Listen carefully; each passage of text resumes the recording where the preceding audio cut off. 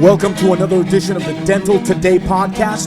Thank you for stopping by. This is brought to you by Lab Media TV. My name is Hezekiah Morales, and here we go.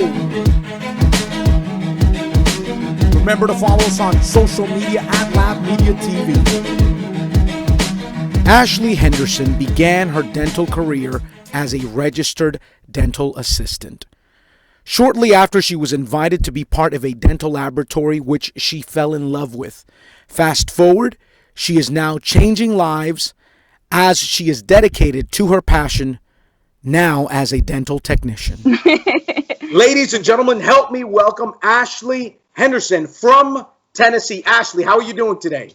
I'm doing great. How are you doing? I am fantastic as usual and very excited to have you on the show. I saw some of your work on Instagram, amazing work. And the most amazing thing to me is that you've been a denturist for only about 4.5 years. Is that right? That is correct. Yes. Wow. And so 4.5 years and you're already producing phenomenal work. How in the world did you get into this whole dental community, dental world, dental industry? Okay. So ever since I was younger, I've always been really fascinated with teeth. My grandfather used to pop his teeth out at me, which, was kind of like, ew, when you're younger, but then you're like, hey, wait a minute, what is that? Because you feel your own teeth and you're like, they don't move. And then, I kind of went to school for English for a little bit and veered off from that. And sorry about that. And in 2015, I went to dental assisting school where I received my RDA. Very briefly did oral surgery, but there was a lot of blood for me, so veered away from that a little bit. And then I went to an orthodontic lab where I made bleaching trays and retainers. And then I met someone who had brought me to a company to train me to be a lab technician. And I can honestly say ever since I was in school to be a dental assistant, I was always like, when I got in the lab, I was like, oh my gosh, what is this? Can you do this for a living? Like, it literally is a dream job. Like, wow. Making art and helping people along the way is just the best feeling in the world. So allow me to back up here. You mentioned that the fascination began with the appliance that your grandfather was showing you as a child. At first, obviously, the first impression is a little weird, and then interest was sparked. But you mentioned that you went into school for English, or you started a little bit into English. What happened in the dental world, or what actually brought you into the dental world, or inspired you to switch over from English into this new field? Kind of seeking a challenge. When I went to school for English, I found myself not exactly being challenged. And then also for my love of art, I just like to be hands-on and like making things, and being crafty is kind of in my blood. So I just went for it, shot in the dark. Wow. So it was more so the progression of your development, like understanding who you were as a person, and not Right. following through with something that wasn't aligning to your to whatever it is that you were thinking at the moment. How, if I may ask, was that shortly after high school? Was that a little bit far along? Okay, so I graduated high school in 2011, and then I went to a community college here where I was going to pursue English, and then, things happen along the way. I do have 3 beautiful babies. So when I was pregnant with my second, I put myself through school, better life, stable career, and then I just kind of fell in love with it, and it just took me down a path that really settled me at where I feel like I should have been. Wow, that's very interesting. Now, when you were sharing the experience and going through the school program and going into ortho, you did mention that it was too much blood. What was your first impression? Oh, well, my first surgery, let's see, my first full mouth, I got lightheaded. I said, hey, doc, I'm feeling lightheaded. I was the third assistant or the second assistant. So She sat me down in front of a fan with crackers and water and a wet towel, and she's like, "It's okay. It happens, everybody's first big surgery." And I was just like, "Oh, it was just so overwhelming." I was like, "I don't know if I could do this on a daily." Wow. um, it was pretty brutal, yeah. Yeah. Just Wow. all the So, blood and then the smell of the blood, you right. have to get accustomed to that for sure. And it just wasn't for you. Was it just not? Yeah, no, super interested, like highly interested. I thought it was so cool, like all the procedures I was able to see and all the things that they did for people. It was great. But it just wasn't for me. Yeah. Yeah, absolutely. Makes sense. That is certainly from seeing it in a book and then actually being in someone's mouth and seeing everything. That must be quite the experience. And so you started getting into the ortho and into an ortho lab and all this, but the leap from there into a dental technician. How did that happen, and what really clicked? Um, I think it was mostly a lot of persuasion because when I was at work, I worked with someone who was a lab, like a denture technician as well. That was just like his part-time thing at the orthodontic lab.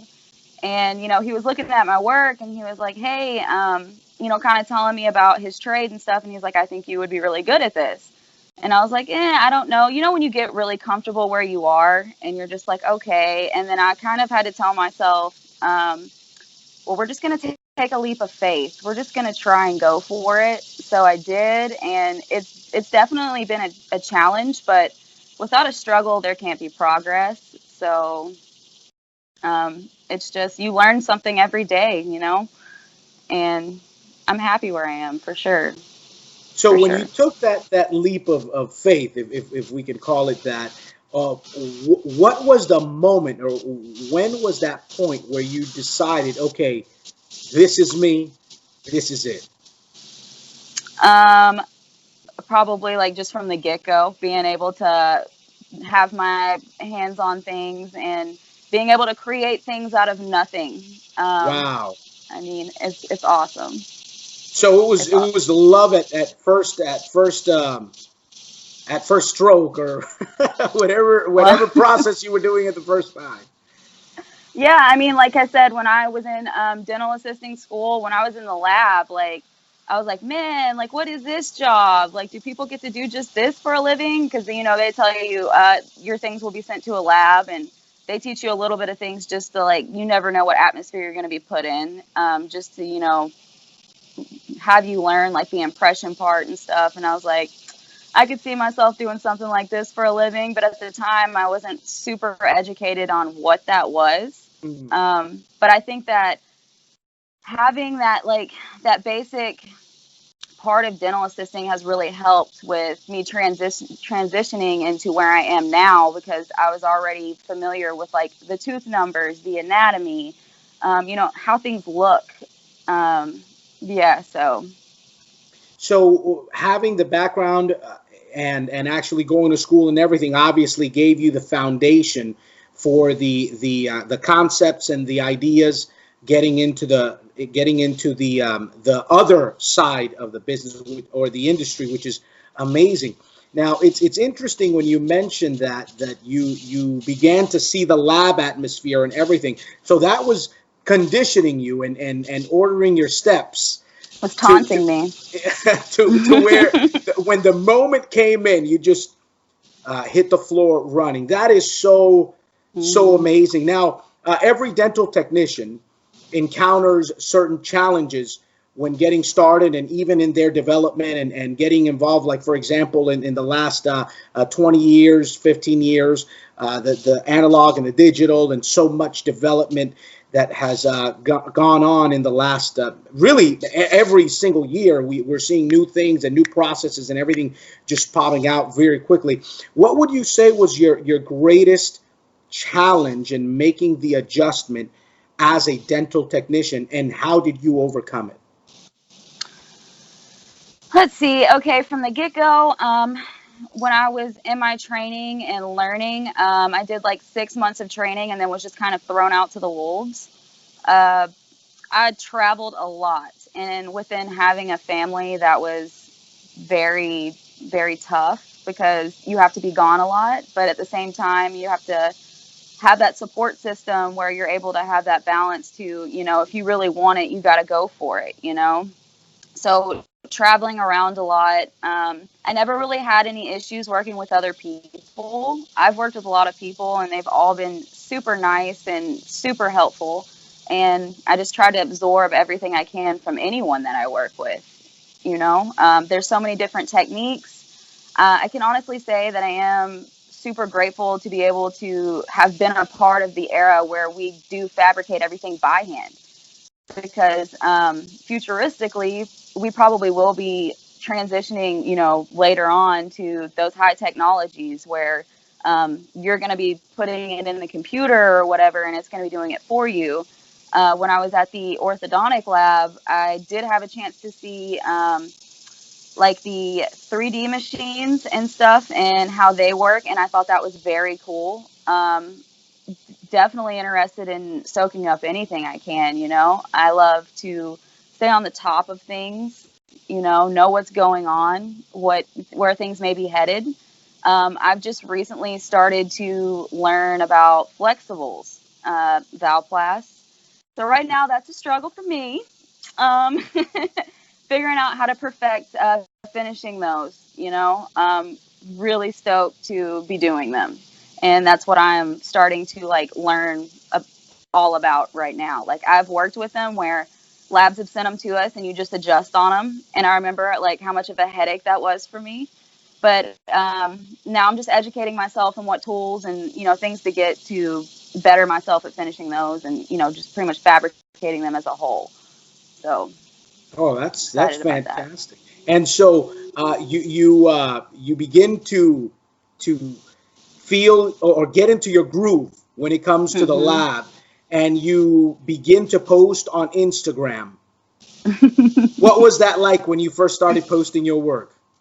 Um, my coworker, she actually is the one who was like, "Hey, you should get an Instagram, put your work on it," because she did as well. And at first, I was super apprehensive. I was like, "Oh, I don't know." And I'm super down for constructive criticism. Like anything you can tell me or show me to make my life easier or to even just help me out, I'm so grateful for. And there are so many people to look up to on the platform because Oh there's some yes. amazing artists out there from like all over the world. I'm just like in awe. I'm like, oh, but like, with time you'll get better, and especially if you strive for things and you want them, all you can do is trial and error. Um, but so yeah, when I first started posting my work, just the reactions that I was getting in general was just so amazing. Like being able to have that power to put something out there and have someone give you their opinion on it, or vice versa, is so amazing. Like it's so easy for us to connect, and I love that. And I love to see the twist that other countries put on their things, and I'm just like, oh, it's so amazing. It's so good. Like I look at mine, I'm like, yeah, we'll get there. We're working on it. Well, But yeah, it's that's great. it's a new world. It is It's a new world, really. for sure, for sure. Yeah, that's certainly social media has certainly brought forth a different element to the world. I think it connects us and allows us to share and ultimately improve on what we're doing on so many levels. But one thing that is still very amazing to me, that you call what you do art, and you call those who work in the industry artists more than anything. So that is amazing to me. Why have you decided to call it art more than a dental appliance, or yourself an artist over dental technician? Um, that's a great question. Art draws people in. Art is a vision. And when you are starting with some of these cases that you look at them and you're like, how am I going to do this? That is the artist using their vision to help someone out and make them feel better about themselves. I mean, 98% of the time, I feel like, you talk to people, you look at people's faces, and what do you see? Like, obviously, you see their smile. And for someone to have the power of not being able to smile taking away from them, and then being able to give that back to them, you know, that is art. Like, you know, just another word for me is art, because I love what I do. And I honestly, each and every case that I work on, I put the same amount of effort and love into everything that I do. Like, I honestly will look at it and be like, if I won't put this in my own mouth, it's not okay to go to the patient.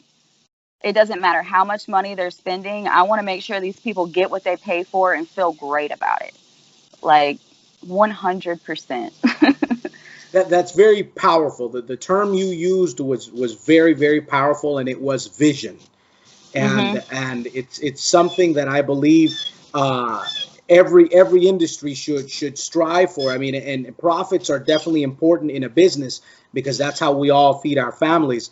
But Mhm. vision, being able to envision success, and success in this case is making sure that a person can resume their life in a normal way, is a very, very powerful statement. Vision. Wow, I don't think I had ever heard it that way before, and I appreciate the way you shared that. That's how I That feel. that was I'm amazing. so passionate about what I do, like so passionate and so grateful that I can call this a job. Like, I get to wake up every day and enjoy what I do. Like, what? Everybody should wake up and enjoy what they do, you know? Like, you should really find what sets you off in life, what makes you strive to be a better person, you know, and just be happy. So you have three children. Hmm. You are striving in your industry, and you're even again, as you just mentioned, learning more things and developing your craft and improving on your craft. Where do you find the balance? Whoo, the balance. Okay. Well, since I have started at a new company, because I moved back from North Carolina a year ago, and I was in North Carolina for a year. I'm at a company that's very laid back and it's not as stressful. And so that's great for me. And the fact that I don't have to travel anymore, like, I can have that time when I get home with my kids. And like I said, having a great support system at home is everything, especially if you do have kids. Like, you have to have that support and understanding, and make your own balance too. When you leave work, you know, leave work at work.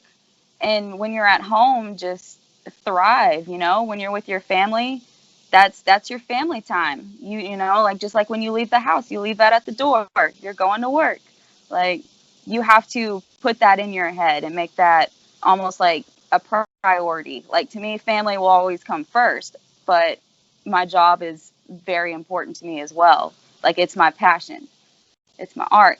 So, That's what one of the things that keeps you going, of course, because mhm. there are dividends that pay that are much higher than a job. You did mention the opportunity of changing people's lives through art. Mhm. And Yes. so, what was your first experience? Or and let me ask this first: have you been able to see your work in people's mouths already? Uh, that is a great question. So, coming from where I came from, when I first started out, I was working in a lab and in offices. So, working alongside doctors, I can honestly say was great for me in training, because I ask a lot of questions. I definitely love to get the doctor's perspective. Like, you know, if I'm looking at a case and I feel like, you know, I want to set it one way, but I'm kind of struggling in my head with the vision on it, I'll be like, hey, doc, do you have any opinions on this? You know, this is what I want to do with this. What do you think? You know, do you have anything that you might want to add in there? Like, getting the doctor's opinion, and then on top of, like, being able to see your work in the mouth makes it 10 times easier to, you know, get it almost exactly the way that you want it. Like, it can be a struggle when you're not on site, especially for wax tries. For the ones that are really tricky, because dentures can be it's a guessing game. You know, you're trying to trial and error until you get it right. And at first, it's not going to be easy. But like I said, like, without a struggle, there can't be progress. There's still cases that stump me, and, you know, I'm still learning. But being able to see my work in patients' mouth was everything to me, because like you just get to see their reaction and how happy they are, and every time they cry, I cry. So I'm almost having to like peek out the corner because I don't want to just be bawling, but at the same time I want to go in there and just give them a hug because I'm so happy for them, you know, because they're so happy, and you're just like, oh, it makes you feel so good. What was your And first then, experience like? oh, I bawled like a baby. I had a lady who was a former addict, and she hadn't had teeth in a very long time. And another reason why I say it's art is because people will bring in pictures of them when they were younger and, you know, want teeth kind of like they used to have. So like you're taking a picture and trying to make it, you know, almost like replicated in the mouth. And then I just remember she lived really far away. She couldn't come to very many visits. So they tried to do it as quick as possible to, um, you know, pertain to her needs. So I'll never forget the day that we delivered it. She just like sat in the chair and looked at them, and she said, "Oh my God!" And she just started crying, and then I started crying, and she loved them so much. And I'm like, just to be able to give that power back to someone, like, it was so amazing, so amazing. Wow. Did you ever think it was going to be as impactful as that? No, I didn't. I don't know. You just get the feels, you know, when you're really excited about something and someone's really excited about it too. It's just it's so powerful. Like you never know how that appointment's going to go. Like you think it's going to go one way and it could go a completely different direction. um, so really just being in the moment, it was just so great, so And great. it's amazing. It's amazing that you mentioned that you had the opportunity to work directly with doctors and you were able to see your work in the mouth. Obviously, you're able to work on a more efficient level because you're seeing it there and you know what you need to do, or you know it Hmm. all tells you what you need to do. But it's interesting that there are so many dental technician professionals that haven't had the opportunity that you've had because they've worked in a lab that has not been anywhere near the clinic or the doctors or everything. Now, have you ever, or are you working now away from doctors, or have you already experienced that separation from the doctor and dental technician setting? Yes, I have 3.5, well, about 3 years, I would say, working alongside doctors. And I've met a lot, and there's some very, very smart people out there, and they have been great. But now I do work at just like a bit like just a lab where we have private doctors and they send work in, and we also do a lot of work for the prisons too. And I can honestly say that makes me feel great too, because when I get done like with one of them cases, I look at it and I'm like, man, these dentures are banging. Like they're gonna love them. I was like, these are so good. It just makes me so happy. Like I said, um, I take like the same amount of love and passion on each and every patient. It doesn't matter who they are. It's just like I said, if I wouldn't put it in my mouth, I don't. I'm so meticulous that I can't stop picking at it. That's my problem. I have to learn when to just stop and leave it be. And like you said, yeah, like working alongside doctors, being able to see your work and where you need to make adjustments. That's awesome. I'm having to learn how to call the doctors and discuss it and visualize it from what they're telling me with their words over the phone, and you know, reading the scripts. And you know, you have to be very thorough when you're not working alongside the doctor, because there's not that extra person that's going to be reminding you of anything, if even that. You know, you have to really take into consideration and perceive what they're telling you in your mind and try to give them what they want, like what they're asking for, or what the patient's needs are. So So even that is becoming a platform for growth, learning how to it interpret. is. Yes, that's a good word. Searching for that word. But yes, and learning how to interpret how things should be. So you mentioned that you're taking on different doctors and different different clinics.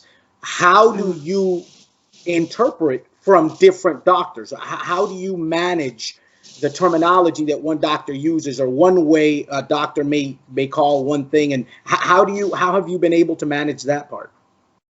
Oh, that's a great question. I love it. I love that not every doctor is the same. They all request different things, and they all call things like the fabrication processes different names. And I feel like it just expands my mind. Just seeing, I guess, like the different ways that they write their scripts, and they have different kinds of patients. Like their patients want different things, and some doctors like it basic, and some like it with a lot of detail. And I feel like I get both the best worlds on that. I feel like working with a lot of different doctors definitely challenges me on every aspect of the lab, because someone's always going to be asking for something different.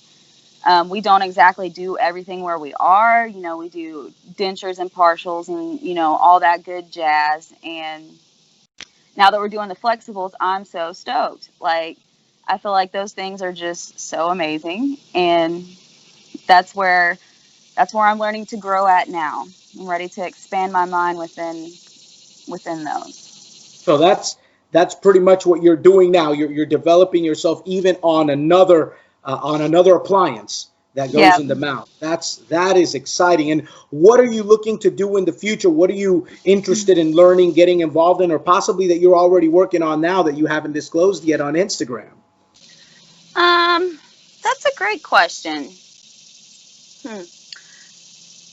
What am I working? Well, yeah, the flexibles, I don't want to be overly repetitive, but that is my main goal right now, is to try to perfect that within all the other things that are thrown at me. Obviously, humble myself a lot to learn everything I can from others, even doctors, to better myself, because, I don't feel like anyone's ever 100% perfected things, because you can always do better.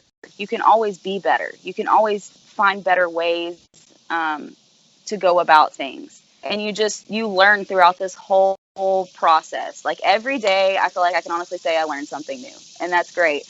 That keeps my mind going. It keeps me challenged, and it keeps me interested. It's not the same thing every day. Not every day is going to be the same. And I love it. I love that. That's a very, very, very powerful statement. And being able, as you mentioned, to do art and do it for a living, and change people's lives, and be satisfied with it, I think that's a powerful, powerful place to be. And so, ladies and gentlemen, Miss Ashleigh Henderson, please follow her on her Instagram on here on the screen. If you're listening on the podcast, go to the links below. You'll be able to find her information there, where you'll be able to find her. Ashleigh, it's been fantastic having you on the show. I am looking forward to meeting you in person in Chicago next year. Now, yes, sir. Chicago is usually in February, but due to this whole COVID thing, they've changed it to the summer. So we won't have to worry about all that cold and all that wind. So we'll be able to have an even better time maybe in Chicago. So I look forward to meeting you there in person. Awesome. Thank you so much for having me, and for anybody who tuned in.